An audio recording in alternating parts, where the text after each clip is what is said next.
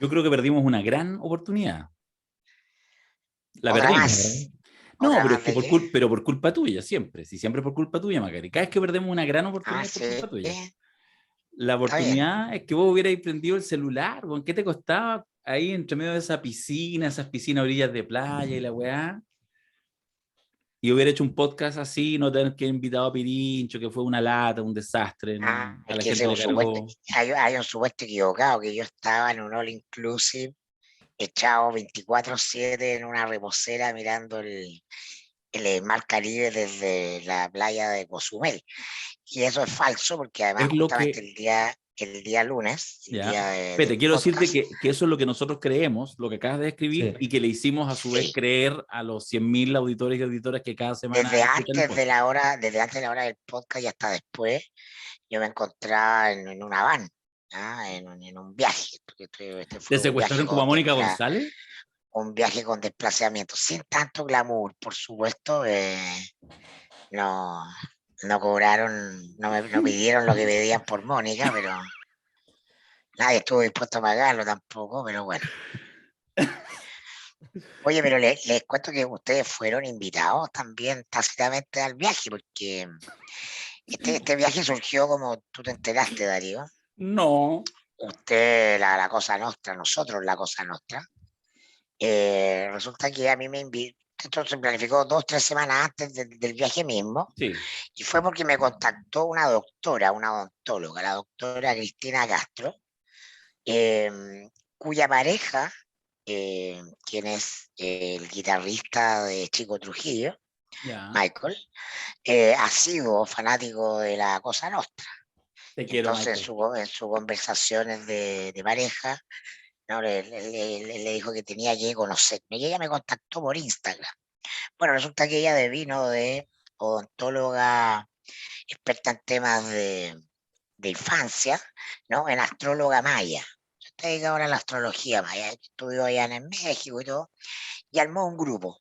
Armó un grupo donde iba su pareja, su suegra, y la gente que ella invitó y se atrevió a invitar. Y yo, imprudente como ustedes me conocen, siempre digo, vamos, Sí, eso es que le hace verdad. el agua, que le hace el agua al pescado. Así que fue muy interesante un viaje eh, para ir al corazón de los pueblos originarios, porque todos los pueblos originarios llegó para quedarse, aparte del disfrute que obviamente estuvimos ahí en la piscina con Mirada Infinity, para abierto, etcétera. También estuvimos en unas conversas sobre todas las derivadas que vienen de los pueblos originarios, que imagino ustedes ya estarán de acuerdo conmigo, están llegando para quedarse, en la nueva cultura. Así que hicimos cosas ya por ella propias de los rituales de la cultura maya. Hay una cosa muy interesante que no sé si ustedes conocen, se llama el temazcal.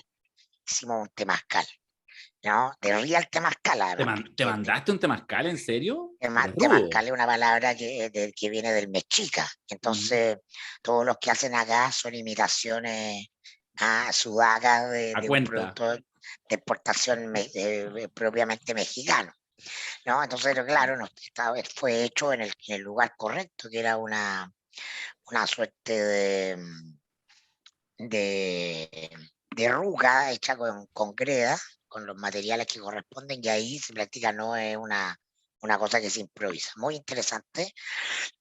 Y de ahí terminada esta ceremonia, que es una ceremonia como un baño de vapor, para decirlo en términos técnicos, pero la ritualidad maya es un viaje de retorno a la madre, porque es como reproducir el clima psicológico y físico que se vive en el vientre materno. Entonces, ellos van calentando y van entrando ritualmente piedras calientes, y le van echando agua, lo que provoca una suerte de baño de vapor físico y psíquico, donde se purgan todos los fantasmas. Yo ahí decía, Darío, vete, afuera de aquí, ¿hasta cuándo?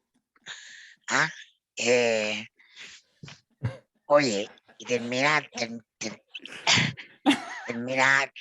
de 3 horas y media de temazcal, al- pero no te vayas a mojar a un manguereo, te tiráis a un cenote, porque el cenote, el famoso cenote de la cultura maya, que es conocido como el lugar del inframundo, para ellos el lugar de la muerte, pero la muerte como renacimiento.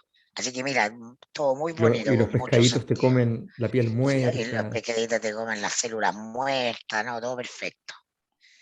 Ya, Y además, sí, sí, no, pero es que hay una parte que yo no estoy entendiendo. Te sigo en tu relato y estoy a ver. entusiasmado. Mira, porque en alguna parte Subyugado. dijiste con total impunidad, bueno, y eso tiene que ver con nosotros, ustedes también. Yo no sé en qué Bueno, si, parte. si no hiciéramos la cosa nuestra, no, Michael no me hubiera escuchado con Ah, tanta fricción, así que ah. indirectamente estábamos Somos, ahí, ¿no? somos un mal necesario para ti. Claro, no, para que vean cómo todo está conectado, ¿no? Bueno, y después de eso Lo que también pasa es que ellos, estuvimos, ellos ven la cosa nuestra, escuchan la cosa nuestra, pero invitaron al espiritual del grupo. Sí, claro. claro, Voy a dejar a Hegel, definitivamente. Voy a abrazar el mundo líquido. claro, estuvimos después, además, unos días después, al interior de la selva y de los manglares en el Yucatán, también unos ritos de sanación con el abuelo Antonio. No sé si ustedes han consumido rape, que es un producto que se inhala, que está hecho de plantitas medicinales El y Tusi de los antiguos. lo hacen en el Amazonas y ahí nos sometimos también a una práctica de O sanación sea, bien técnicamente interesante. estuviste jalando en México. Técnicamente, sí, sí. En medio del clima tropical, una lluvia abundante. Ahora, desde el punto de vista político, hay una cuestión que a mí me resultó fascinante, que es esta cosmovisión maya acerca del tiempo. El tiempo, un tiempo cosmológico que es distinto al tiempo cronológico que llevamos los occidentales, en el llamado calendario gregoriano, que ya crea el Papa Gregorio allá en 1582. Contrario censo, los mayas no tienen calendario, tienen un sincronario, porque ellos hablan de un año de 13 lunas, son 13 meses lunares, exactos de 28 días cada uno, más un día fuera del tiempo. Bueno, ¿qué es lo político de toda esta weá? Lo político de toda esta weá es que esto eh, es contradictorio con la manera de medir el tiempo que tenemos en Occidente, porque calendario viene de la palabra calenda, que ustedes saben, se refiere a los primeros días del mes, que son aquellos que están marcados para que paguemos impuestos, del tiempo de los romanos. Y por lo tanto hemos llegado a una organización del tiempo que está en función del trabajo y del dinero, Del eh, tributo, el del socialismo. tributo, claro. Y por lo tanto, los mayas construyen, o en contraste, un orden temporal, que ellos llaman un orden natural, que está ordenado en torno al arte, no al arte de la vida y no al arte del vivir para trabajar o conceptualizar que el tiempo es dinero. Así que todas estas cuestiones me parecen súper relevantes porque tarde o temprano, entenderán ustedes, con el auge de los pueblos originarios y las culturas ancestrales, vamos a estar conversando acerca de cambiar nuestro calendario. Ya lo intentó la Revolución Francesa, se acordarán ustedes, sin Por mucho supuesto. éxito, y de ahí el nombre del libro de Marx, del 18 de Brumario. Así Brumario es. era uno de los meses que la Revolución trató de, De crear. de instalar, pero no fue posible, y por lo tanto toda revolución trae su propia medición del tiempo si es que quiere serlo, no simplemente su propia organización del dinero o de la distribución de El, los ingresos. el otro día en una clase, de las clases en línea de la facultad, vimos justamente a partir del calendario la friolera de 13 constituciones que desde la Revolución Francesa se suceden una tras otra en los siguientes años, el año 1, el 3, el 7, y así sucesivamente. Y nos preguntamos allí, citando a Macari, ¿será cierto lo que dice Mirko? ¿Que en 7 años esta constitución se cambia por otra? ¿Ah? Porque esa profecía ya está instalada. Sí, pues. Sí, yo volví con la pregunta acerca de la medición del tiempo. El tiempo es poder. Que el dinero no es poder, el tiempo es poder. Así que estoy entregado a que discutamos esas premisas de aquí para adelante. Sí, yo en eso, bueno, no lo digo como un pero, Pero, me viene el materialista, porque me parece interesante la pregunta. Yo creo que efectivamente oxigena, además la discusión política. Es bueno que justamente lo plantees en esos términos y digas la mala palabra, política, porque es político. Pero, eh, la duda que yo tengo es cuando efectivamente eso está anclado a materialidad, es decir, por ejemplo, una otra concepción del tiempo y por lo tanto la manera de medirlo o de permitir ese ordenamiento, que eventualmente aparece una nueva manera, una nueva forma, una nueva cosmovisión casi de que se articula el tiempo en nuestra vida cotidiana, en el quehacer social, en la construcción de comunidad, pero cuando eso efectivamente toma elementos materiales, porque si no, puede ser interesante, pero yo creo que es difícil, que un poco lo que pasa con ciertos pensamientos que van como por encima, porque en el fondo si uno sigue operativizando y toda la realidad social, productiva, se construye de cierta manera, por mucho que uno pueda medirlo el tiempo, en ese contexto pasaría a ser, a mi juicio, solo como una cosa más bien estética, ¿cachai? Que puede resignificar algunas cosas de tu concepción de vida, pero que en realidad no se mete en la vida social, porque la gracia cuando uno dice los mayas medían el tiempo así, etcétera, es porque había materialidad, ¿cachai? Había una forma de producción que iba de la mano con una forma más de entender tu elemento Claro, cultural. ¿cómo se llama? Una convención, finalmente, pero en el caso de ellos, que eran astrónomos y matemáticos muy consumados, lo hacían no solo con la información de la cantidad de veces que la Tierra y el resto de los planetas del sistema solar orbitaban en torno al Sol, sino que también las veces en que el Sol a su vez eh, orbita en torno al centro de la galaxia a la cual pertenece de manera periférica. Entonces, eso es una octava más arriba, por así decirlo, de nuestra mirada que se cierra en el sistema solar. De hecho, a nosotros nos enseñaron a todos en el colegio que el sistema solar, o lo mostraron en términos de imagen como un sistema estático. Si ustedes ponen en YouTube movimiento heliocoidal de la Tierra, van a ver cómo a su vez que el planeta Tierra y los otros planetas del sistema solar van girando en torno al Sol, el Sol se va moviendo, ¿no? En un viaje también circular a través de la galaxia, y eso es lo que los mayas llaman el tiempo cosmológico, ¿no? Que está conectado con el tiempo terrestre. yo solo puedo decir dos cosas. Uno, que el relato de Mirko lo hace transitar a una nueva dimensión teórica, que es el paso del mundo líquido al mundo vaporoso. Ya estamos Literalmente. en otra En el instancia. Temazcal. Sí, no, claro, no, y me parece que además coincide con todo el imaginario que está construyendo. A mí esa discusión me parece en todo caso de verdad súper apasionante. Yo soy occidentalista a rabiar, como buen latinoamericano, y como dicen los prisioneros, uno es occidental de segunda mano, pero soy occidentalista a rabiar, Ilustrado. de tradición crítica, pero a rabiar. O sea, no. Ahora, me parece súper interesante la discusión. De hecho, sugiero aquí y ahora, ¿no?, un seminario sobre Occidente y los pueblos originarios, ¿no?, que Se me cae abajo el parece Zoom.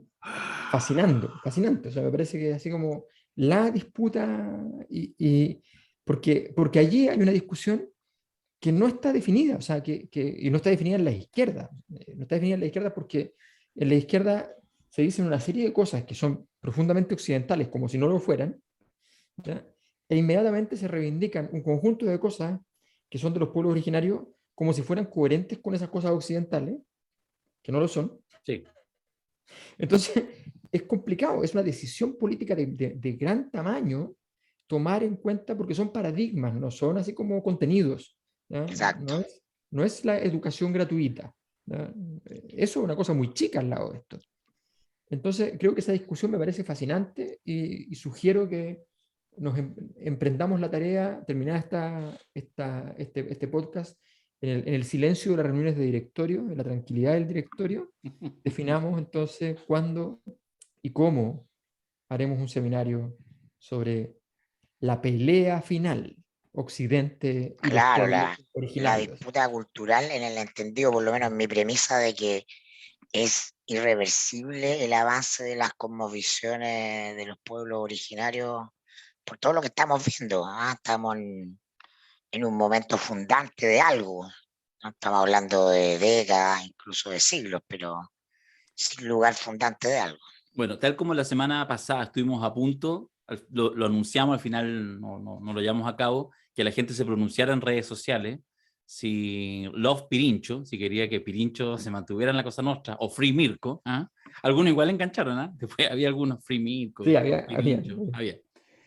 Ahora cae de cajón una pregunta, si en el fondo después de toda esta introducción maravillosa, especial, en un día interferiado que nos hace Mirko, recién llegado de México, las profundidades de México, es si le creen o no le creen, digamos. Es decir, si todo esto lo dijo porque quería estar en una piscina temperadita y arrancar de este invierno, o si todo esto realmente nos habla de un hombre de nuevo tipo.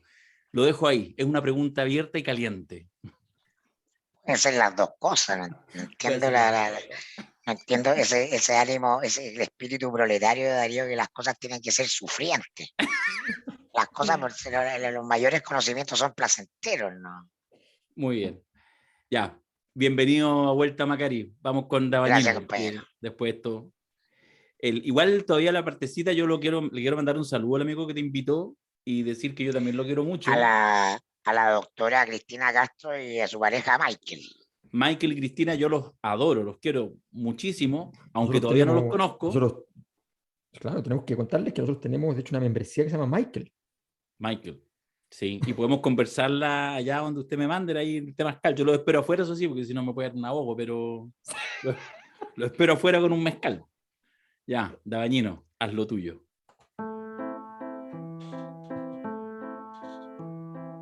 Y pasó lo nunca visto. Cerró ventanas. Ni mejoras en la tecnología, ni proyectos de inversión, ni más mediciones, ni medidas paliativas. Sencillamente cerró ventanas.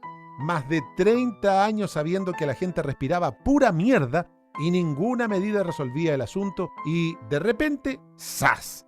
La ministra Maísa Rojas y sus poderes telepáticos hacen que el directorio de Codelco ordene el cierre de las chimeneas humeantes. ¿Problema resuelto? Parece que aún hay harto paño que cortar.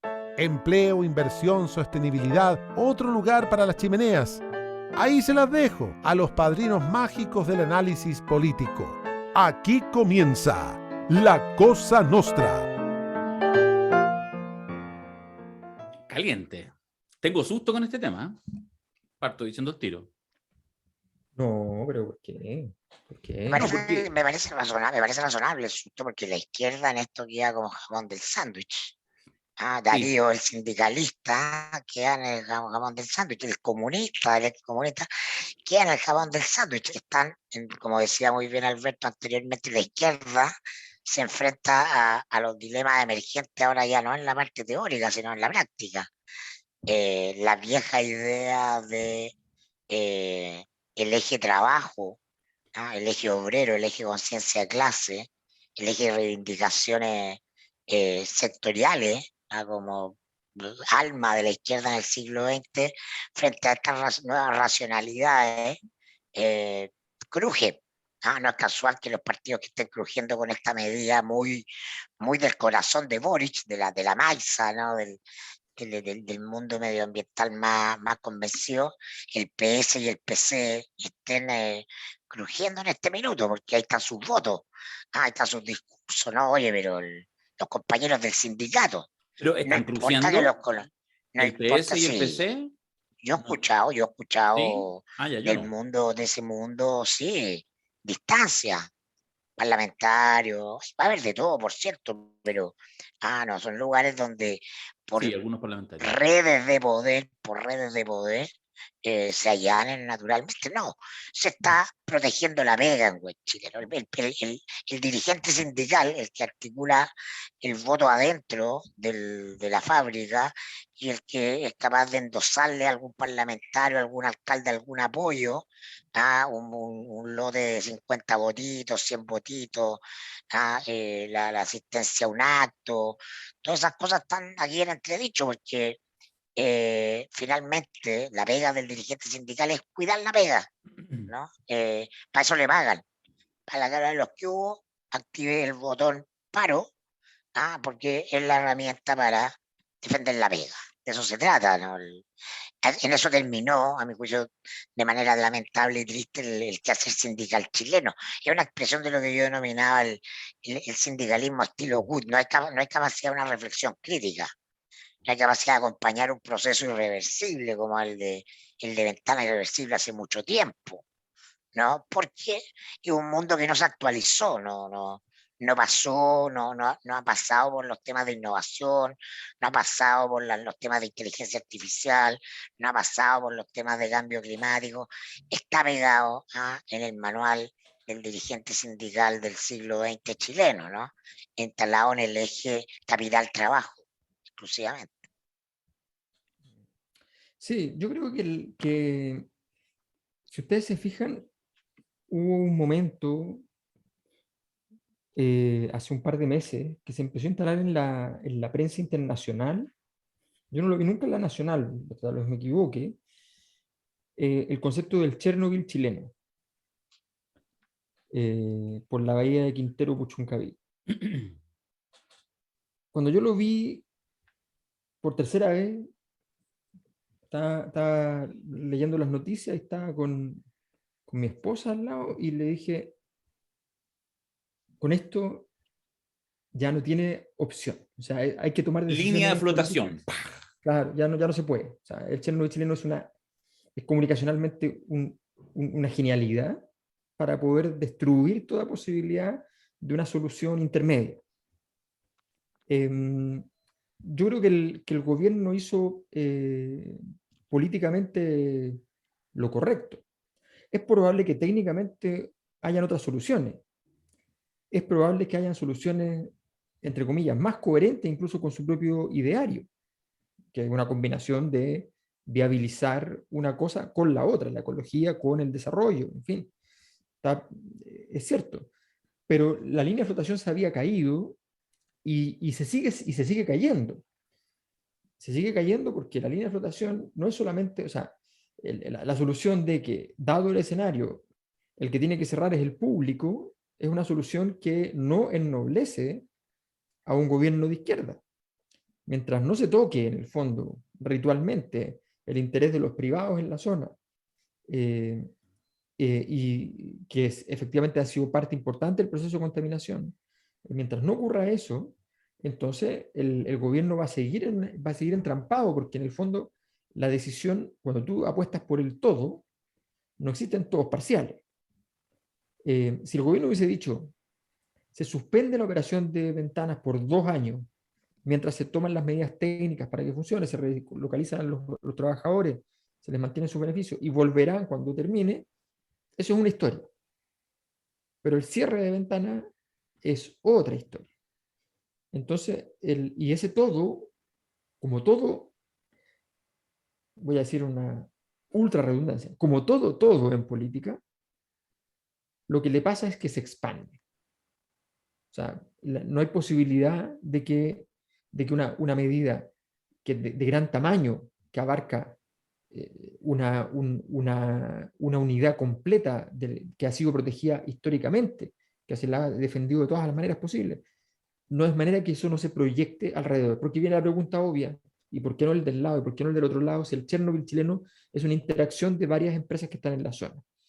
Y más aún, error o no error, ya una ministra lo señaló por televisión, de que era lo lógico, y abrió una puerta que no sé si la querían abrir, pero que ya se abrió. De cerrar otras fuentes contaminantes. Sí, Lo que dijo Maiza. sí. Ya. Claro. O sea, Oye, cuando tú ya dices eso, sí. estás tirando o sea, se supone que es una agenda. Mm. Eso no puede ser un exabrupto, entiendo yo. Y creo que efectivamente viene un escenario donde el gobierno de Boric se la juega. Ahora, ¿por qué es un conflicto? Por una razón súper sencilla. Porque nuevamente pone de manifiesto una cosa que a la convención le ha pasado mucho, que es la lucha simbólica entre los valores postmateriales y los valores materiales. O sea, la mayor parte de los chilenos viven en valores materiales, en cómo sobrevivo el día siguiente, en cómo, en que quiero mejorar la calidad de la educación para que mis hijos tengan más futuro, cosas así. Y hay todo un mundo donde están los movimientos como el movimiento ecologista, donde la discusión es completamente diferente. ¿Ya? Es un mundo más líquido en el sentido de Mirko, más vaporoso en el sentido del neo-Mirko. ¿Ya? Es un mundo completamente diferente. Y ese mundo diferente plantea una agenda que es muy difícil de sobrellevar desde el mundo del material, donde tú dices, bueno, y aquí chocaron completamente. Los trabajadores pierden no son despedidos, pero bueno, se quedan en una situación de vulnerabilidad evidente. Quedan además, el sindicato no tiene la capacidad de defenderlo porque si se van a dividir y se van a ser llevados a distintas partes, van a quedar subsumidos en nuevos sindicatos y por tanto la unidad de organización política social se anula y una fuente de producción importante se acaba y los empleos en ese lugar se acaban con todas las consecuencias que ello trae. Bueno, evidentemente eso va a generar problemas importantes en las próximas semanas entre una dimensión, la material, y la otra, la postmaterial. Y la verdad es que Chile ha demostrado no estar del todo preparado para afrontar los temas postmateriales con cierta tranquilidad. En general, le chocan. Y muchas veces pues tiene que estar reculando, digo.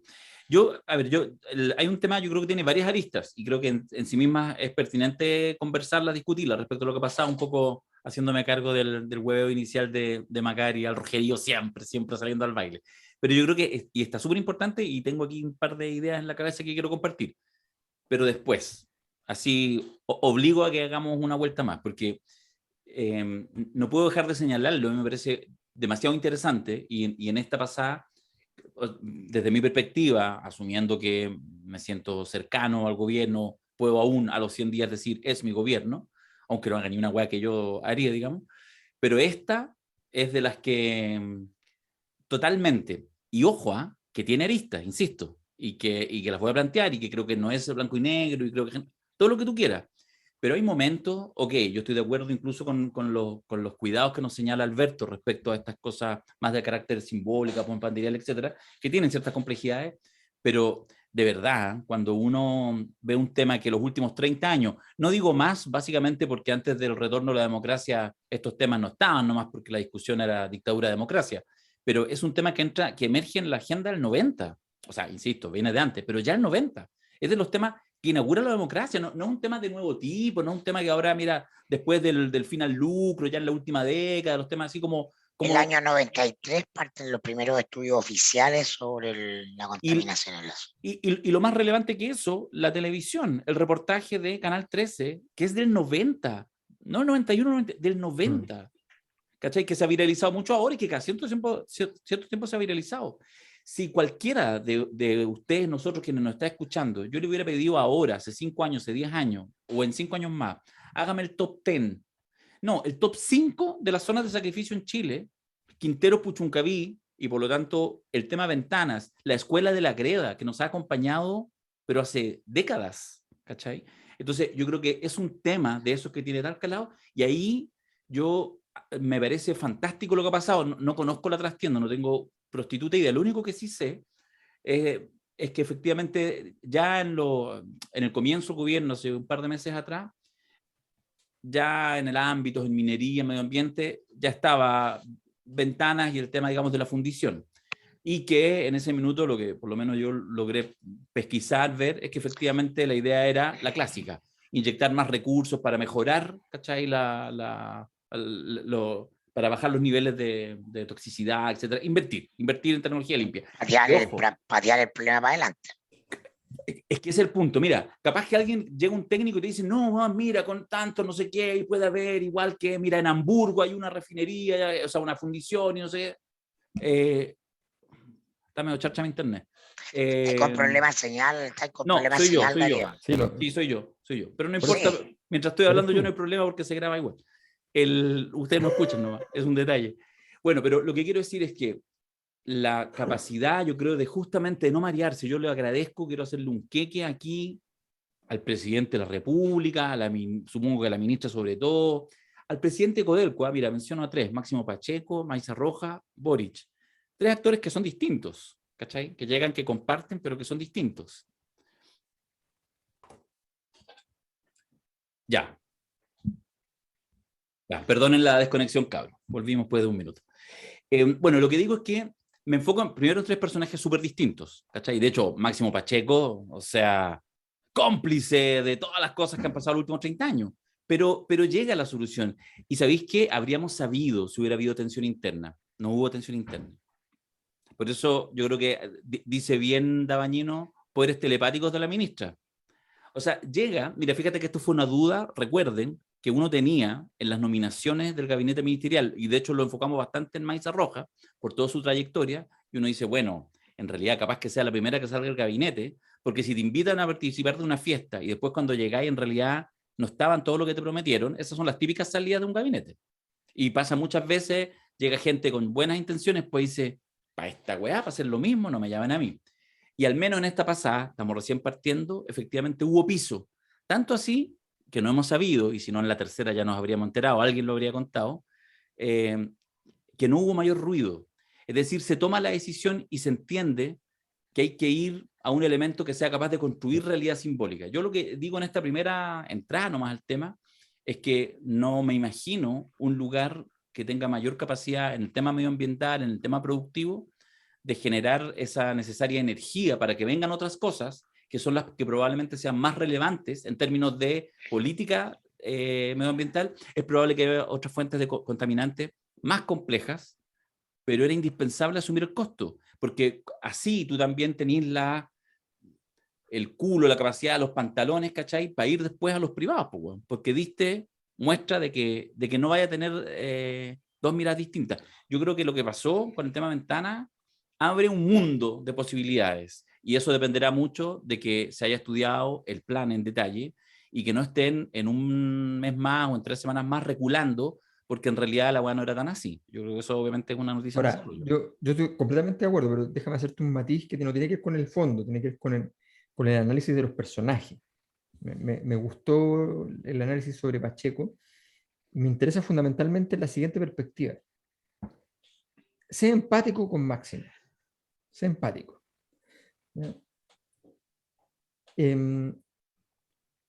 Tú ves que viene un nuevo mundo con unos jovencitos millennials, ¿ya? Que no respetan a nada ni a nadie, ¿ya? Y tú sabes que viene un mundo donde tú no eres miembro del infierno, porque no lo eres, aunque eres mate y todo, pero no, eres miembro del purgatorio. Y entonces tú estás esperando, ¿ya? Estás en la puerta del purgatorio, te hacen pasar, te dicen, bueno, bienvenido al purgatorio, aquí usted va a expiar todas sus culpas. Sí, no, sí, bueno, sí, está claro, será doloroso. Déjeme hablar con Don Sata. Claro, entonces, y justo dice, mire, pero por si acaso, yo podría tener una conversación. Sí, claro, por supuesto, pase, qué sé yo. En su caso, por supuesto. Los máximos. Y en medio del purgatorio, cuando tú ya estás listo para andar corriendo mientras los diablitos te ponen los tridentes en el potito, ¿ya? En medio de todo eso te dicen, ¿sabe qué? En realidad usted es bien capaz, ¿eh? Yo creo que su forma de expiar las culpas, que también es razonable, es que sea de ministro. No, tú estás muy agradecido, ¿no? Sí.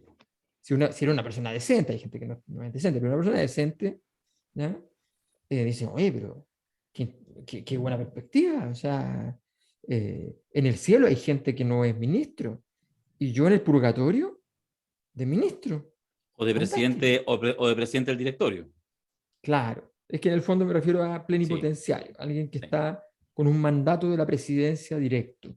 Bueno, fantástico, fantástico. Yo creo que él naturalmente entiende dónde está parado, una persona que entiende muy bien la política.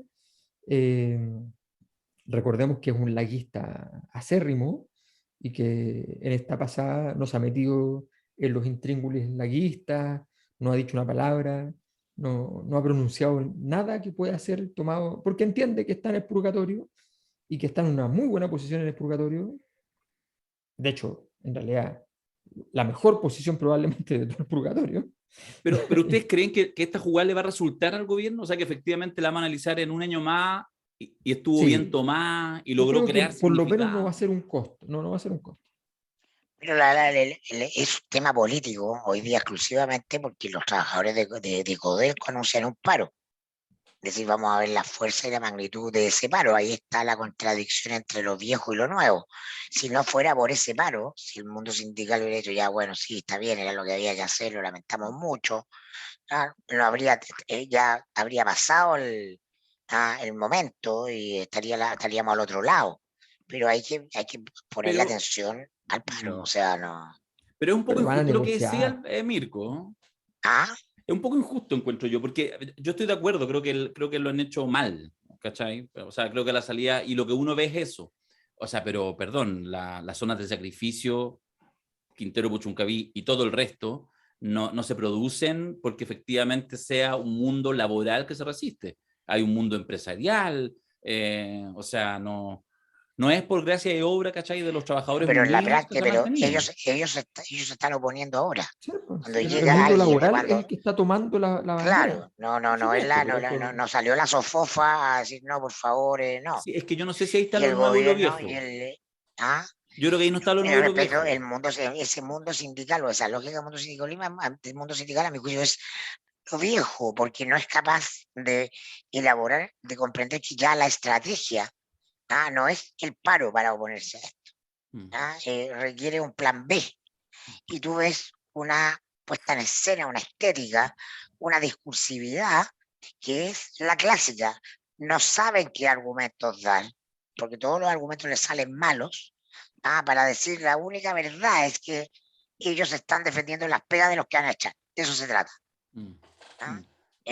Y sabemos que las zonas de sacrificio son esencialmente uno de los productos más emblemáticos de los 30 años de neoliberalismo concertacionista, ¿no? Las zonas de sacrificio, a mi juicio, son ese espacio que genera la elección de constituyentes, esta fuerza, ¿no?, desatada de los activistas que llevan las cosas incluso más allá de lo que políticamente le conviene a la opción de la prueba, porque vienen con la experiencia en el cuerpo de vivir en las zonas de sacrificio.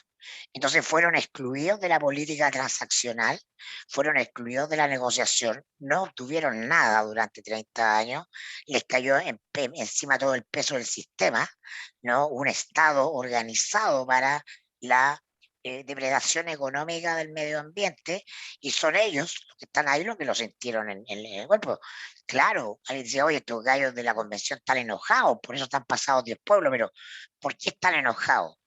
Bueno, muchos de ellos justamente porque vienen de ahí, porque ya no creen en la política como espacio de negociación, ya no creen en la autoridad, no tienen ningún respeto por cuando dicen, oye, ¿por qué la convención la cagó? ¿Por qué no invitan a los presidentes? Sí, por supuesto, para efectos de la elección que viene la cagaron, pero ¿por qué la cagaron? Porque ellos le están tirando la cadena a los 30 años, no están queriendo salir limpiamente de los 30 años. Para ellos los 30 años son lo peor, porque vienen con esa experiencia en el cuerpo, entonces hay que ponerse en el lugar del otro para entender por qué reacciona torpemente o estúpidamente. No, no es gratuito, entonces un mínimo de conciencia de clase trabajadora, a mi juicio, es comprender el entorno que te rodea más allá de cuidar mi pega, po. Mm. Yo creo que hace mucho rato, y buena parte de mis críticas y mi ironía y mi huevo al rojerío y al PC tiene que ver con que nunca he visto una actualización de ese mundo a los vectores o ejes transformadores del nuevo siglo, ¿no? Es lo que dice Alberto. Entonces, se está muriendo, por cierto, ese mundo que está en el infierno, en el purgatorio, que son las élites, pero las élites, ojo, no son solamente No son solo los empresarios. las familias empresarias ricas de derecha, que están en el imaginario mundo, no. Usted, que está contra el neoliberalismo, ¿sabe qué? Usted que lee Le Monde Diplomatique, que parte el foro Sao Paulo, también se me va, en esta tirada de cadena. También va de salida, porque es la otra cara. El mundo se organiza en dualidades. La izquierda y la derecha son las formas en que se organiza la dualidad en este ciclo que muere. ¿Ah? Y eso es lo que en conjunto se está acabando. Entonces, esa es mi crítica. Esa es mi crítica porque la diferencia de otros conflictos medioambientales, acá hay una imagen que es la de los niños intoxicados. ¿Ah? La disputa de poder se da en el ámbito de lo mediático y en el ámbito de las imágenes. Y entonces no hay ningún argumento, no, es que fíjese que aquí hay otra empresa privada, refinadora, y quieren privatizar Codelco, repiten una sarta de huevadas que han repetido siempre, ¿no? Frente a un hecho que para la opinión pública es prístino. Los niños no pueden ir a la escuela, no pueden ir a la escuela porque se ahogan, porque se desmayan. Ah, eso no está en otros escenarios de conflicto medioambiental. Y Codelco es la empresa emblemática de esa zona, la fundición de Ventanas, lo cuenta Oscar Landerreche, ¿no? En su libro de hace un par de años, ¿no? Como a él eh, conoce muy bien la historia porque fue presidente también del directorio de Codelco, en el gobierno de Lagos, ¿no? Se obliga por decreto ley a Codelco a tener que procesar toda la minería de la pequeña y mediana empresa. Ahora, en esas pequeñas y medianas empresas van grandes empresas, por cierto, porque en el modelo neoliberal se usa el Estado, ¿no? En función de intereses privados. Y entonces Codelco está obligada por ley a ser la única refinería de la zona, porque, claro, por un tema de escala económica. Entonces, van todos juntos en el paquete. Eso es lo que está muriendo, todo lo que va en ese paquete. Van los trabajadores de Codelco, van efectivamente Pilquineros y pequeñas empresas mineras, y van grandes empresas disfrazadas de empresas medianas que mandan todo a fundir a Codelco Ventanas, que además es la más antigua. La última crisis, y me tocó vivirla muy de cerca, ¿no? La de la ENAP, me acuerdo, yo estaba en la radio La Clave en ese minuto, ¿no? Que fue en el primer año del gobierno de Piñera, ¿no? La empresa que contaminó fue la ENAP, también empresa pública, ¿no? Y empieza este mismo tole-tole, ¿no? Es que los privados, que los públicos, me tocó vivirlo, porque llegan todas las empresas, montaron operaciones comunicacionales para culpar a la otra, ¿no? Y entonces da lo mismo si era ENAP o Codelco. ENAP estaba contra Codelco. Y Codelco se defendían de ENAP, no importa si el último jefe fuera la moneda. Tenían una guerra desatada en los medios, me tocó verla de cerca. No, no publiquen esta es la verdad, esta es la versión que vamos a poner. No, ahí está la disputa. Todas las empresas son contaminantes, pero las empresas estatales en esa zona son particularmente contaminantes, las que contaminan desde hace más tiempo, lo que no significa que las privadas no lo hagan. Pero el gobierno está muy bien en comprender que lo primero que tiene que hacer es dar el ejemplo para poder después pedirle a los privados que se vayan de ahí. Sí, disculpa, Mirko, pero ahora viene un momento clave, a mi juicio, que esto hace que se gane o se pierda el partido, de hecho. A mi juicio, ¿por qué Ventanas es tan importante? Básicamente porque en estas cosas la experiencia estética pesa mucho en los temas ambientales. O sea, si el tema ambiental es medio invisible y la gente efectivamente se muere de cáncer, pero no se ve, pero no se ve. no pasa nada. Eso pasa en ciudades, en muchas ciudades mineras chilenas donde efectivamente las tasas de cáncer son 4 o 5 veces las tasas normales, pero no se ve. Cuando se empieza a ver, cuando se empieza a ver el polvo en suspensión, cuando se empieza a visibilizar eso, se entiende que eso es contaminación, cambia. En este caso, la experiencia de pasar por Ventanas es una experiencia distópica en sí misma. O sea, tú bajas en el automóvil, ¿ya? Por la cuesta y te encuentras con una monstruosidad evidentemente contaminante. O sea, no, que es una cosa así como, una experiencia así como, maldita sea, ¿no? O sea, no, ¿dónde estoy? Esa experiencia tiene que tener una respuesta estética ahora. Y esto es clave. Lo que no le puede pasar al gobierno de Boric es que se cierra Ventana y en 2 años más ahí está Ventanas parado, pudriéndose. Tiene que desmantelarla en 3 meses. Y pitearse las torres. Poner un parque ahí. Y antes de poner el parque, unos tipos con unas escafandras y con unas espumas limpiadoras, ¿ya? están allí, ¿ya?, limpiando toda la contaminación, ¿ya? Es el rito de paso Sí. de un lado al otro. Es Porque si importante lo que no, decís, es el paquete completo. porque si no es una herida. Mm. Es una herida. O sea, eso es una herida, porque tú lo cierras y queda ahí. Lo más espantoso del vestigio, del testimonio de lo que fue malo, pero que hoy no es bueno. Es solo el testimonio de lo que fue malo.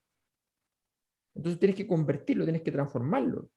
Tiene que ser una cosa diferente. Tiene que ocurrir que la gente se imagine que nuevamente van a poder pasar pescado, peces por la zona, Mm. y que la gente los va a poder pescar y comérselo. Déjame solo mencionar dos aristas. Yo creo que estamos los tres de acuerdo en la importancia del hito, y incluso es más, o sea, solo déjame cerrar para valorar lo que yo casi me faltó la cadena nacional, digamos, porque creo que efectivamente todos los elementos, los chicos y los grandes, yo creo que son importantes. O sea, aquí ha abierto una línea del relato mayor del gobierno que puede ser clave, y de alguna manera, de hecho, en las muchas entrevistas que ha dado estas últimas 48, 72 horas, la ministra de Medio Ambiente, Maísa Roja, ha sido fantástico. Pero, por supuesto, la ministra de Medio Ambiente llega hasta un cierto nivel, y el gobierno en su conjunto, la puesta en escena y el presidente llegan a un nivel más alto. Creo que eso ha estado muy bueno, y creo que no hay que ahorrarse minutos ni tiempo y los costos que puede implicar para lucir una medida que es radical y que sin duda alguna va en la dirección correcta. Solamente déjame hacer dos matices porque hay aristas, solo al menos para dejarlas mencionadas. Respecto al tema, por ejemplo, lo laboral de los sindicatos. A ver, aquí voy a decir, y que nadie se espante, los sindicatos están para proteger a los trabajadores y trabajadoras. Para eso están los sindicatos, ¿ya? Y por lo tanto, si hay un grupo de trabajadores, cientos o miles, que ven amenazada su fuente laboral, me parece que no hay ni un pecado en que efectivamente un sindicato se ocupe de esa situación, incluso y sobre todo si es que efectivamente le parece que las conversaciones no se han llevado adecuadamente o le faltan respuestas. Ahora, eso no quita, y yo creo que ahí yo estoy con Mirko y creo que tenemos una coincidencia, que puedan tener la sensibilidad, la inteligencia, la empatía, y si no tienen ninguna de esas tres, se contratan asesores que te la entregan por un módico precio y te entregan sensibilidad, inteligencia y empatía en un comunicado, ¿eh? Porque eso les ha faltado. Y eso finalmente, yo que trabajo mucho en el mundo laboral, con sindicatos y con empresas, es por eso que los sindicatos como forma de agrupación es algo que uno podría decir, no es una cosa teleológica, no es que tenga que ser necesariamente, digamos, pero van en retirada. Son cada vez menos importantes en el mundo, sobre todo en el sector privado, porque les cuesta a los sindicatos ubicarse en mundos más complejos. No lo entienden, porque efectivamente están... Son binarios, están pensados para un mundo binario. Exactamente. Y eso, pero ojo, lo que yo quiero decir solamente con el punto es que a mí me parece que hay sindicatos, y de hecho los hay, que pueden tener miradas más complejas y que por lo tanto pueden generar una cosa que es indispensable desde mi perspectiva, que es la capacidad de un ente, de un colectivo, una organización que defiende los intereses, los beneficios, los derechos de los y las trabajadoras en el contexto que sea. Pero tienen efectivamente una gran debilidad. Entonces, claro, a mí no me van a ver nunca en la fila tratando de pegarles. De hecho, hay una discusión ya en estos últimos 2 días que se da en Twitter, porque efectivamente lo que sale todo el mundo cuando aparece la amenaza, como muy bien señala Mirko, de, qué sé yo, de los dirigentes de los sindicatos de Codelco, del paro nacional, etcétera, lo que pasa es que el 95% de la gente, si es que no más, en redes sociales y en todas partes, los manda a la chucha, digamos, justamente por la falta de empatía, de inteligencia, de delicadeza. Entonces, claro, yo lo que sí creo es que hay cosas que uno no se entera, y yo creo que en ese es importante que las personas no pierdan la perspectiva. Uno se entera por la prensa de que esto está saliendo con los sindicatos del cobre, etcétera, el paro nacional, por esto. Lo que uno no se entera por la prensa, y desde mi perspectiva es necesario que suceda, es cuando logran un beneficio, cuando mejoran las condiciones laborales de las personas, cuando los sindicatos, en un mundo que hay pocos sindicatos, esos logran que al menos la industria no sean tan tiburones los empresarios, etcétera. Es decir, hay una serie de gestiones que hace el mundo sindical que no aparece en la noticia y que es cotidiano, que es día a día.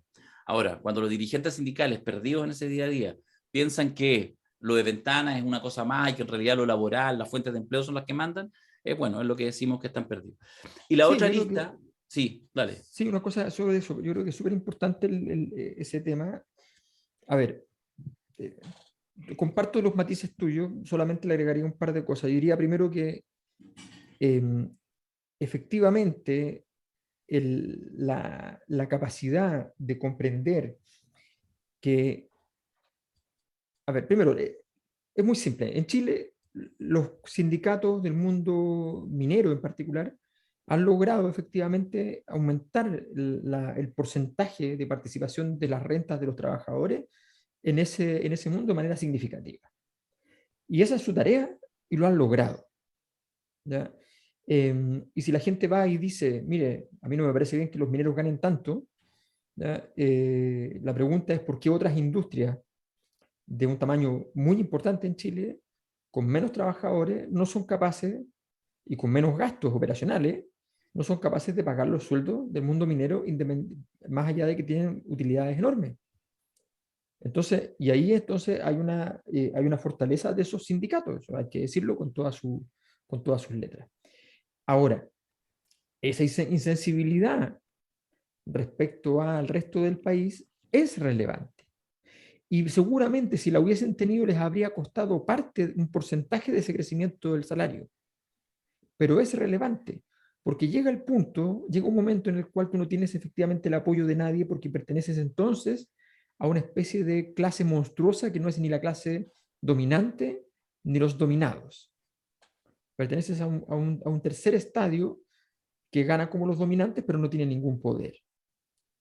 Y que ocupa los beneficios y toda clase de prebenda para poder entonces mejorar su propia calidad de vida, cosa que es perfectamente legítimo, pero que no son capaces de hacer algo más. Y ese algo más se llama política. O sea, cuando tú defiendes tus intereses y no defiendes los intereses de nadie más, no puedes pretender estar haciendo política. Y los sindicatos hacen política.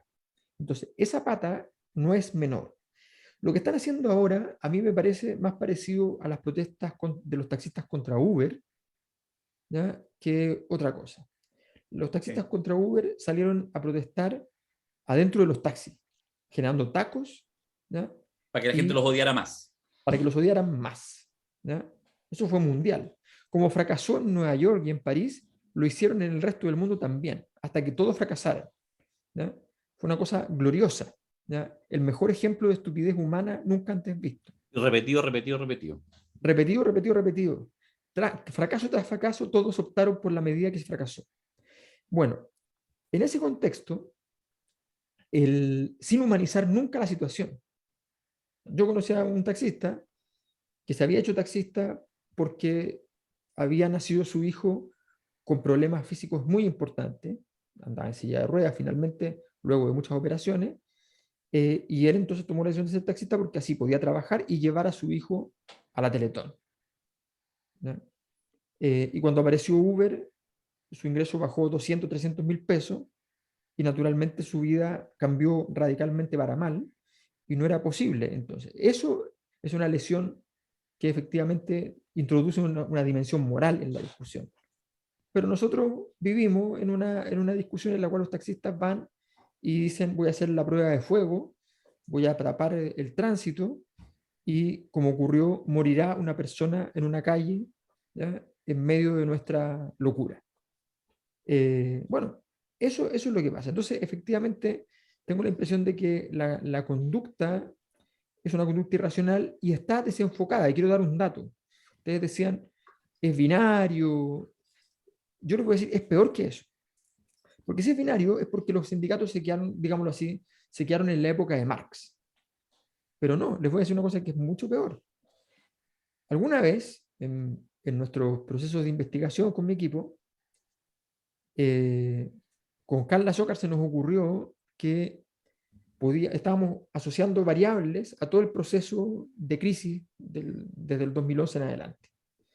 Y de repente dijimos, los paros de trabajadores, las convocatorias a paro, tienen que juntarse naturalmente, ¿ya? En aquellas fechas álgidas políticamente y ocurrir siguiendo la curva de todos los otros fenómenos existentes, conscientes e inconscientes, que seguían la misma curva. Bueno, debo decir que esa parte la hizo la Carla, que una pega gigante de ordenar los ficheros que habían porque están los paros legales, están todos informados, y por tanto, entonces fue revisando y construyendo una base de datos gigante. Cuando hicimos el gráfico, no tenía nada que ver con nada, solo tenía que ver con los propios tiempos de negociación preestablecidos en la anterior negociación. Entonces, Burbuja. esta solución dura 3 años, a los 3 años tenemos que hacer el siguiente paro y después esta dura 1 año, entonces al siguiente año, esta dura 3 años, pero hay que hacer al año siguiente una porque resulta que tenemos que negociar tal cosa. Era solo diseño interno, no había relación con la realidad. Si alguien espera que eso funcione en 10 años plazo, 20 años plazo, está equivocado. Está equivocado. Bueno, porque en eso hay que decir que muchas veces los dirigentes sindicales, a despecho de lo que Mirko, Alberto y yo podamos opinar como ciudadanos conscientes, activos y toda la cosa, operan más con las leyes del padrino, a veces como el pico, pero operan con las leyes del padrino muchas veces. Y finalmente, un dirigente lo primero que le interesa es que tus bases estén de acuerdo con lo que estás haciendo, seguramente una visión también de que en realidad lo que se logró, lo que se consiguió, lo que se impidió fue bueno, y que a la siguiente elección te reelijan. Debo decir que eso es parte de un pie forzado, y por eso es que hay una razón obvia, lógica, que no es maldad y que no es estupidez, sino que es funcional, en que muchas veces los sindicatos, al igual que otro tipo de organizaciones, son muy ombliguistas. Ahora, lo que uno esperaría de dirigentes con una tradición poderosa, ya no solamente los de Codelco, sino en general ya incluso en el mundo contratista, privado, del cobre, en las últimas décadas, es que yo creo que ellos pueden dar más, y por lo tanto pueden hacer esta mirada sensible, compleja, y meterse en una discusión país resguardando los intereses de los trabajadores, pero haciéndose cargo que vivimos en un mundo donde cada uno no puede defender su metro cuadrado, porque si no te quedáis solo y más encima con el desprecio de la gente. Y eso es uno de los problemas que han tenido los sindicatos mineros. Oye, lo último, para no latearlos más, porque el tema me apasiona, es solo decir que yo creo que hay una discusión pendiente que tiene que ver con la matriz productiva. O sea, las fundiciones lo que hacen es, están en la cadena productiva de generar cobre con mayor valor agregado, refinado, ¿ya? O sea, lo que viene antes de la fundición es concentrado de cobre, ¿ah? Que es lo que muchas veces se vende porque es más rápido. Concentrado de cobre, cuando tiene un 30% de cobre, tiene todo junto y tiene incluso otros minerales, tiene el molibdeno, tiene cuestiones ahí, entonces se vende. Y eso ha sido una queja permanente, que un país que se precie de ser, no vamos a decir de primer mundo, pero al menos no de cuarto, es que efectivamente si tiene cobre, véndalo refinado, porque no hay ninguna razón para que no pase por toda la cadena productiva. Entonces el tema no son las refinerías, es dónde están ubicadas las refinerías. Entonces ahí hay una discusión, está en la propuesta del gobierno y toda la construcción, pero no hay que quitarle el poto a esa jeringa, porque si no, como modelo productivo termina siendo aún más mediocre. Terminamos sin tener fundiciones, por lo tanto sin tener fundiciones y refinerías, que es el paso siguiente y final, y siendo no solamente productor de una materia prima no renovable como el cobre, sino que además vendiéndola en bruto. Y eso, por supuesto, que es distópico para un gobierno que tiene que ser capaz de ver una mirada ecológica o medioambiental, pero con una concepción de desarrollo distinto. Así que eso. Solo me tengo que recomendar la nota que hicimos en el mostrador el año 2011, Puchuncaví, radiografía, una zona de muerte, que le hace la Ale Carmona, donde hablan muchas viudas de trabajadores, de ex trabajadores que terminan muriendo enfermos, ¿no? Enfermos de cáncer, es parecido a lo que ocurría con los trabajadores del carbón, ¿no? Con la famosa silicosis, que les daba. Entonces no es cierto lo que hizo hoy día la dirigente sindical, ahí ningún trabajador se enferma o se ha muerto por esto, no. Está todo súper documentado y está documentado hace mucho rato. Recomiendo esta nota que ya desde esa época, desde el primer gobierno de Piñera, mostraba su lado más crítico. Googleando se encuentra, ¿cierto, Mirko? Puchuncaví, radiografía de una zona de muerte, por Alejandra Carmona y Alex Schnitzer. Del 7 de abril del 2011, hace 11 años atrás. ¿Qué te creí? Ya, está buena. Oye, quedamos en que íbamos a hacer este podcast un poco más cortito. Así que yo les tengo, no sé si tienen alguna mínima provocación. Pero ya no ocurrió, porque tenemos... No, vamos en 1 hora recién. El último tiempo, desde que nos pusimos latero, ya 1 hora es como que... Nada. Claro, pero estamos además en interferiados y la weá, esto. Hoy día yo les dije que no hiciéramos podcast. Les dije. Oye, gran victoria de Anthony Gutiérrez Rubí en Colombia, ¿eh? El asesor de Lavín y de Petro, Que ¿Tú sabes bueno, cuál fue lo llamó Piñera cuando estaba en la Moneda después del estallido para que lo asesorara, pero no lo contrató probablemente porque era muy caro, Piñera no le gusta pagar. Entonces, pero bueno, eso logra Gutiérrez Rubí. Sí. Voy a cambiar el titular. Esto es como cuando titula el Mercurio. Ahora titulará El Siglo. Triunfo histórico de Gustavo Petro, primera vez en 200 años de vida republicana que un candidato de izquierda, ex guerrillero además, con todo que se lo sacaron hasta el último minuto, ganó las elecciones en Colombia, efectivamente, como dice Macari, con la asesoría. Entiendo que en segunda vuelta o en toda la campaña. Desde marzo.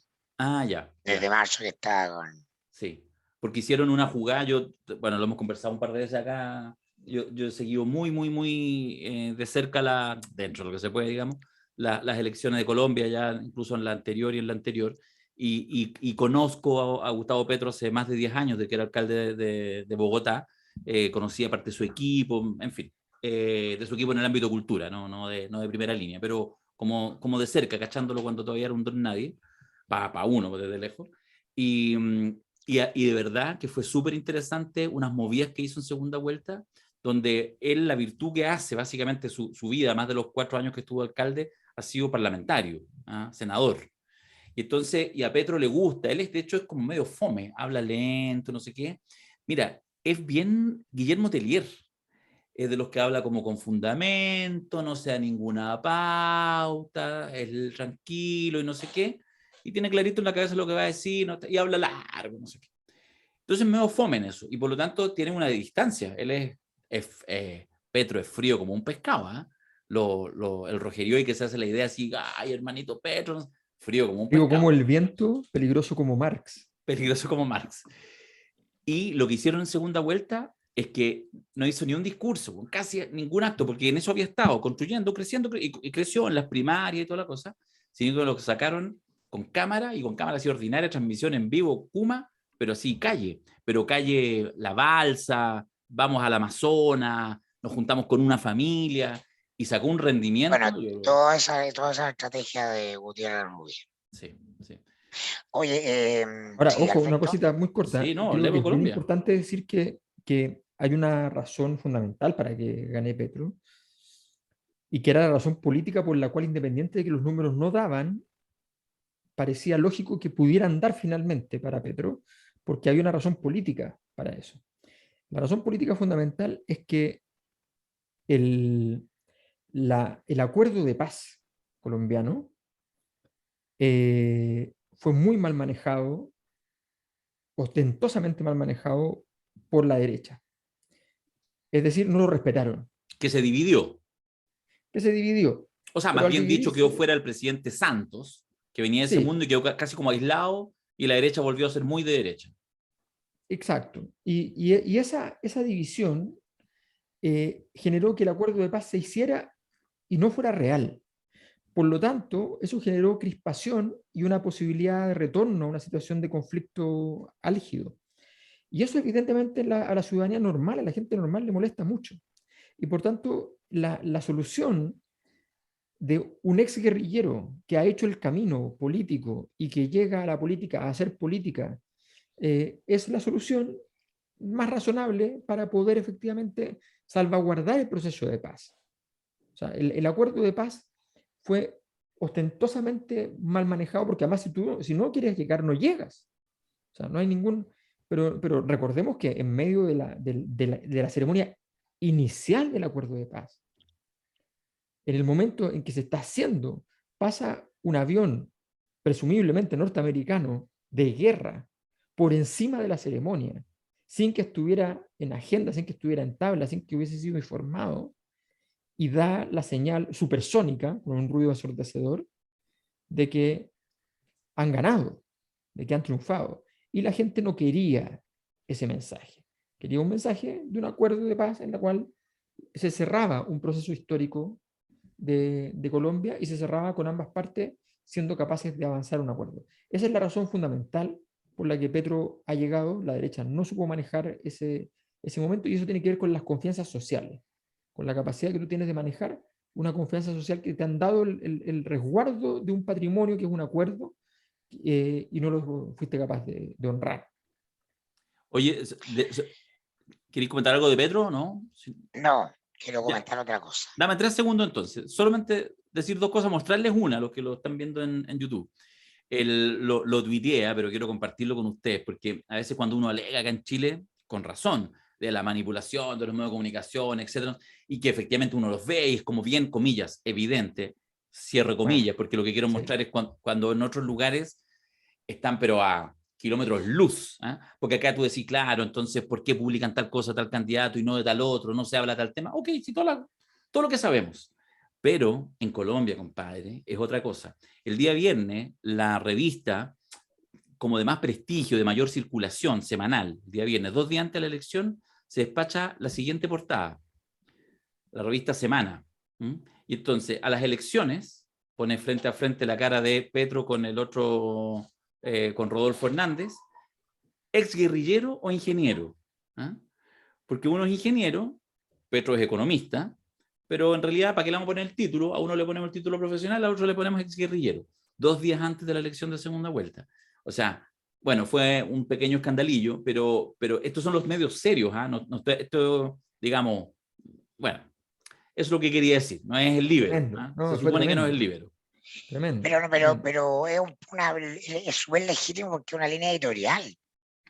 O sea, los medios todos tienen editorial, lo que uno Pero lo es puede inventar. grotesco. Pero es grotesco. Los medios serios Es no más grotesco que inventan acá. cosas, pero tienen puntos de vista, po. Sí, pues, por eso. Pero, o sea, obvio que a ellos les complica, les da miedo probablemente que sea guerrillero, po. Sí, Ahora, pero justamente pero eso es lo que te quiero decir. A ver, vivimos en tiempos en que un medio, una revista puede hacer eso y no incide en la elección. Está bien. Lo que te quiero decir es que Ese es el resultado. en Chile eso no sucede. Que de repente, cuando uno llega, no, pero es que mira, incluso en Chile es peor, es igual. No, no es igual. Porque tienen el cuidado, al menos en la publicación, cuando los vaya a poner frente a frente. O sea, evidentemente, si a uno le ponéis su título profesional, al otro lo tituláis con el título profesional. Si queréis ponerle ex guerrillero, buscáis otra analogía con el otro. Eso es lo que quiero decir. Sí. Y a veces es bueno reconocer, con todos los elementos críticos que uno tiene, que en Chile hay algunas cosas que sí, hay otros lugares que son peores. Ok, te acabo de mostrar uno de Colombia que es Yo de un nivel tengo, de yo grosería. te, Es o tan sea, grosero que probablemente no sirve. yo tengo la sensación que en Colombia la prensa es mucho más sofisticada, profunda y, y más rica, el periodismo es mucho más rico que en Chile, que me parece que en Chile las cosas son groseras a la manera chilena, que es encubiertamente grosero, Bueno, sí, ¿no? Yo lo veo de otra manera, ¿no? sí, está bien. Te compro el punto de la sofisticación. Aquí son las portadas de Loon, ¿cachai? Pero no sé, a mí me pareció muy violento. Cierro Colombia. Vamos a vivir sabroso, Mirko. ¿Qué querías contarnos tú? No, que me parece que luego hay un tema político que a mi juicio es más importante que Ventana, que otra cosa que obviamente por ser un tema cotidiano no parece para los analistas políticos tan relevante, pero yo creo que ahí hoy día se juegan las cosas más importantes que son el adelantamiento de las vacaciones de invierno. Una jugada eh, por la libre del MinSal, hasta donde tenemos entendido, que arrastró al Mineduc en eso y que hace que el día viernes el presidente Boric le enmende la plana a los 2 ministros, porque dejan una tole-tole de consecuencias importantes. Están todos los temas de los cuidados de los niños, los alimentos de los niños, es decir, contraviniendo además una cuestión que había sido una definición de Boric durante toda la campaña, que era lo último que vamos a cerrar son las escuelas, en frente entonces, por primera vez la oposición aparece unida, viene una interpelación, ojo ahí, ojo con cómo se maneja estos días, día a día, esto que puede ser un forado y que puede terminar con un enroque, que es el enroque que nosotros insinuamos desde que comienza toda la crisis de Isquia, que es que se le despeja el Ministerio de Salud, y no parece como un regalo, sino que como una salvación. Casi Entonces, dijo planificamos. claro, ¿ah? Entonces, ojo acá, pero yo creo que estas cosas al gobierno le pegan. La vida cotidiana, el que pasa con los niños, ir a trabajar, tener problemas, es lo que más puede pegar a un gobierno, así que hay que estar atento a eso. No, yo creo que, a ver, yo creo que la semanita que se mandó el gobierno de la nada, además que el problema del gobierno es que tiene un apéndice, con apendicitis, ¿ya? Que se llama Convención Constitucional. Entonces, ese apéndice, como ya había logrado empatar el plebiscito, decidió que aumentar el rechazo, ¿ya? Y se mandó el numerito de los presidentes. Mientras, en el gobierno, la ministra de Salud, más el ministro de Educación, entiendo, se mandan el numerito, entonces, además, con medidas así, todo el rato corrigiendo mal, o sea, corrigiendo en aquello que es un problema macro, corrigiéndolo como si fuera un tema de ajuste sencillo, ¿ya? Entonces, se adelantan. Sí, se adelantan, pero van las personas en los colegios que se requiere, donde hay gente que efectivamente necesita la comida, el colegio, qué sé yo, entonces van. Pero ¿cómo van si es que se supone que justamente ir el problema es porque los contagios y qué sé yo? O sea, la gente más pobre tiene que ir a comer pero a contagiarse, ¿no? Entonces, no, es que el problema es entonces que los privados no tienen ninguna posibilidad de que vayan, pero los otros sí tienen posibilidad de que vayan. No tenía ningún sentido, fue una cosa así como unos ajustes, iban y venían, y terminan efectivamente con Boric teniendo que enmendar la plana. Y creo que efectivamente o sea, hay errores no forzados que a mí me parecen completamente innecesarios, y que, bueno, son no forzados. Me parece que son tonterías. O sea, no puede ser que tú te enfrasques en esta problemática. No estás, o sea, objetivamente el gobierno no ha tenido una política clara respecto al tema del COVID. Y le ha permitido incluso y no ha sido coherente esa política, obviamente, con la política que anteriormente promovió Isquia Siche, fundamentalmente desde el Colegio Médico. Bueno, El Colegio Médico, y por eso el primer desgrane en el propio colegio médico, y el con su problema, secretario general. justamente, el problema es que, claro, el Colegio Médico tiene un problema porque finalmente no ha mantenido la línea intelectual que lo había caracterizado respecto a cómo entendía la problemática de la pandemia. Porque Sí, el llama Colegio la Médico atención. Llama la atención. entiende que se encuentra en el gobierno y entonces tiene que... otra cosa es con guitarra, que es cierto, y nosotros lo hemos defendido mucho acá, no es cierto para todo. Entonces tenemos Sí. la combinación de factores de estos errores no forzados, yo diría. El adelanto de la semana de vacaciones, uno. Las invitaciones, no invitaciones, y luego invitaciones a los expresidentes, donde termina por ocurrir el escenario más patético, no va ninguno, ni siquiera Bachelet. ¿Ya? Pero hay uno que todavía no ha anunciado si va o no va. No, Piñera ya dijo que no va. que no ¿Hoy va. día? Piñera dijo que no, Sí, sí. Ah, sí, ya. dijo que no va. Entonces, Eso te vas a volver la teleserie de la hora de almuerzo. Ahora almuerzo no en vez de estar va, concentrado en esta wea. no va ninguno. Ya. Y si iba uno, iba Piñera, que no va a ir porque no quiere recibir el abucheo, pero si hubiese sentido que no tenía posibilidad de abucheo, habría ido. No cabe ninguna duda. Debería haber ido Piñera, habría Todo el provocado rato, caos todo y el le habría rato. llevado más puntos al rechazo. La única razón por la que no va es porque la derecha, porque se le queda imposible la situación en la derecha. Ya él ya no lo quieren en la derecha, entonces con eso simplemente lo... Y yo creo que, y en tercer lugar, creo que o sea, las definiciones, hay un momento en que la política requiere como disciplina filosófica, ¿no? De tomar conceptos y definirlos claramente. A mí me sorprende, lo dije acá hace un tiempo, la instancia en la cual la ministra Vallejo entrevista a los ministros.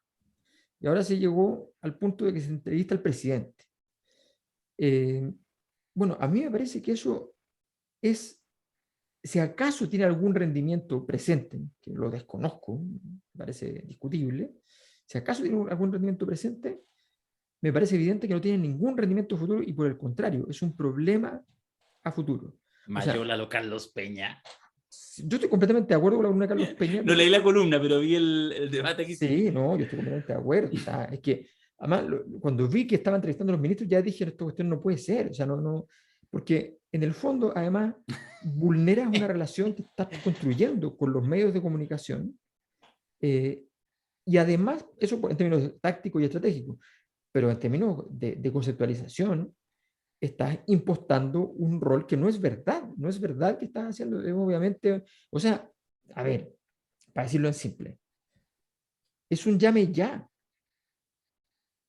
No es algo, Bueno, ¿Pero suben la encuesta o no suben la encuesta con esas bueno, cosas? yo creo que es clarísimo que no la sube a tal punto que mayor urgente al temazcal para comprender el mundo gaseoso.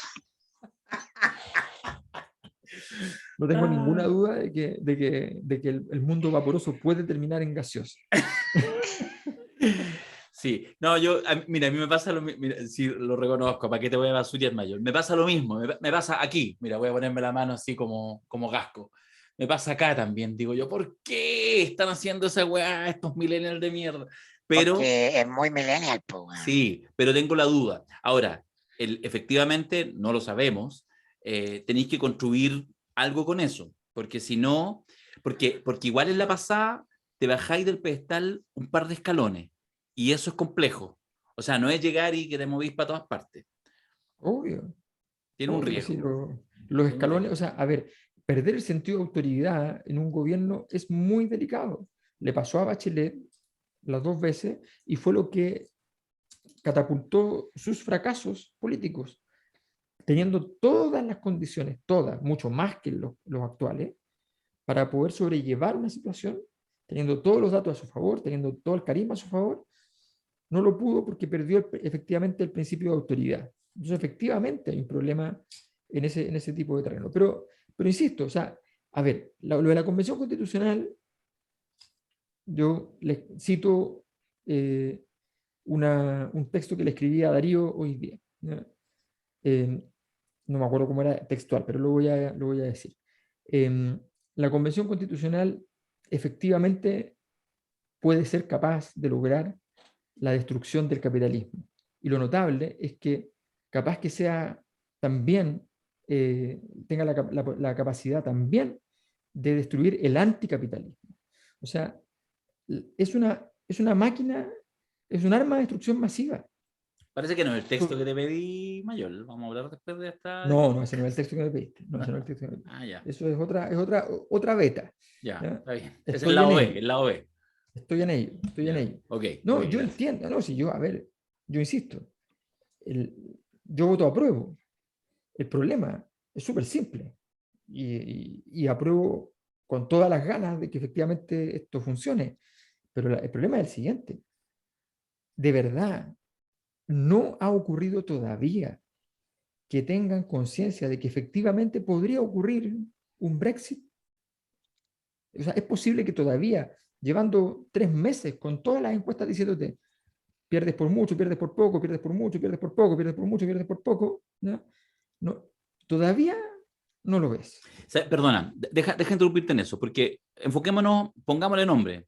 La quiero, la estimo, otra cuestión. La presidenta de la convención, Quintero, que además después en la votación sabemos que es de las que vota ya en la segunda instancia, igual sigue votando para que no se invite. Yo no quiero enfocarme más, no quiero hacer leña porque más quiero que se acabe, le quedan 2 semanas, el 4 de julio entregan el texto, no sabemos más de la convención, después gana la prueba y después los traemos para conversar, sí, está claro. Pero lo que a mí me pasa es que estoy seguro que uno se sienta a conversar con María Elisa Quintero y entonces te dicen, no, pero es que mira, velo, y te lo explica. Y es razonable que no los hayan invitado. Si tiene racionalidad, si es obvio, cualquiera de nosotros podría hacerla. Tiene una lógica, tiene varias lógicas y seguramente te agrega un par más que no las tenéis pensadas y que son razonables. Te da 5 razones. No, Aunque no hay, fueran 40, no no hay suma. razón. No, es que pero eso es lo que quiero decir, ¿cachai? No, igual no suma, porque no entiendes algo que es más simple y que es más grande. Y entonces, porque además lo que se demuestra en eso es que sigues pensando que los procesos de transformación es el asalto al Palacio de Invierno. Y eso es legítimo, pero entonces transfórmate en un leninista o mira la realidad de manera más compleja y entiende la articulación de fuerza y entiende. Entonces, esa cosa es lo que yo creo que le preocupa y yo creo que es la distancia que uno tiene, porque es cuando uno dice, mira, que no sé cómo esta cosa que está lleno de plagado de buenas intenciones, son esas típicas cuestiones que en el fondo suman 2 más 2, pero que no te dan cuenta del momento histórico, de lo que hay que resguardar, de lo relevante, de lo accesorio, etc. Y eso yo creo que ha sido el pecado de distintos convencionales, y que da lo mismo, pueden ser 3 o 4 y siempre te van a ir manchando el devenir más grande y más macizo del trabajo de la Convención Constituyente. Eso yo creo que Habrá ya que fue así. recordarle que Lenin cerró la convención constitucional, no que la abrió. Claro, bueno, por de pronto. En fin, eso, lo de la ministra de Salud, en realidad uno piensa, yo en esta pasada no quiero pegar al gobierno porque estoy tan contento con los Ventanas y creo que lo han hecho bien, que vamos Maisa, go Maisa, no sé qué. Pero ¿en qué minuto la ministra de Salud llega al gobierno y se receta sacar cosas buenas? Así como, oye, mira, te cuento, el anterior se está 2 veces a la semana, sale, tiene como 20, 25 puntos promedio y después aparecen los noticieros, avisando cuestiones, de repente cosas nuevas que se le ocurren. Es medio chupete fierro, pero ustedes podrían hacerlo mucho mejor. No. ¿Para qué? ¿Para qué? ¿Para qué voy a hacer comunicación de riesgo? No. Insólito. Insólito. Bueno, en todo caso, espero que se me reconozca que en enero dije que la ministra Maisa Roja iba a ser la ministra de Revelación de este gobierno. Bueno, vamos bien, vamos sumando puntos. ¿Se acuerdan en No me enero? acuerdo, no me acuerdo a quiénes postularon ustedes. Yo postulé, dije ¿te acordás la que yo postulé que era la primera que salía? ¿A quién pusiste tú? A Salud. Isquia. Ah, no, a Yarza. Sí, es cierto. Así que capaz que los dos le chuntemos, Mirko. Capaz, po. Estaría Somos bueno. malos. Somos bueno. malos y no deconstruidos. Ya, lo prometido es deuda. Vamos a cerrar este podcast. Esto es para la versión de los que están en ¿cómo se llama esta cuestioncita? En YouTube. Ah, lo vas a hacer. Sí, Vas a lo evitar voy a la mostrar. funa. Sí. No, les dejé clarito ya. Próxima vez que me interpelen sean a la chucha, los tengo bloqueados. Ya, no, pero mira, es que este trabajo de meme que han hecho, esto lo hicieron hace tiempo, lo subieron justamente para la Semana Santa. Domingo de Ramos se da inicio de la Semana Santa y conmemoramos la entrada triunfal de Alberto y MDP al Frente Amplio. ¿Ah? Es lo maravilloso. Alberto sabía que eran sus últimos días en el Frente Amplio y quiso vivirlo en la intimidad de la familia, cercano a sus discípulos, mientras se realizaba la unción. Martes Santo, Alberto anticipa a sus discípulos que será traicionado por la Mesa Nacional del Frente Amplio y negado por el quien alguna vez lo abrazaron. Miércoles Santo, la Mesa Nacional del Frente Amplio conspira en contra de Alberto. Giorgio, sin ser parte de la mesa, ejerce su influencia de la sombra. ¿Ah? Es un Judas. No, pues este es de los Sí, judíos, por los sí. patriarcas. Sí. Pero ahora viene el juego. Claro. Jueves Santo, se lleva a cabo la última cena. En la intimidad del hogar, Alberto se reúne con sus discípulos y el Movimiento Democrático Popular lleva a cabo la institución de la Eucaristía. Qué callan periodo fue esa weá que armaste el MDP. Te lo digo aquí ahora, ya. Viernes Santo, la Mesa Nacional del Frente Amplio toma a Alberto y lo lleva frente a Giorgio para ser juzgado. Este último lo condena a muerte. ¡Ay, faz! Giorgio entrega a Alberto a la Mesa Nacional para que lo crucifiquen. Tomaron a Alberto y cargando el mismo con la cruz salió camino al Calvario. Las imágenes son notables. La cara mayor, la cara mayor. No, si son varias fotos distintas. Luego de ser humillado, sufrir el juicio público y ser alejado de toda instancia política dentro del Frente Amplio, Alberto Mayor es crucificado y muere. Oye, se ve sexy en Sí, la ¿no? cruz mayor, ¿no?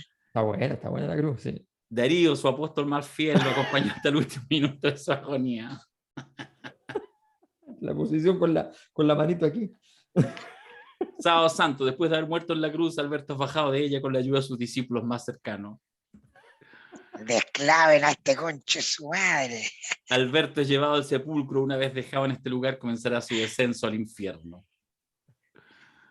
Domingo Resurrección, al tercer día de haber sido muerto en la cruz, Alberto resucita entre los muertos y sale del sepulcro en el cual había sido dejado.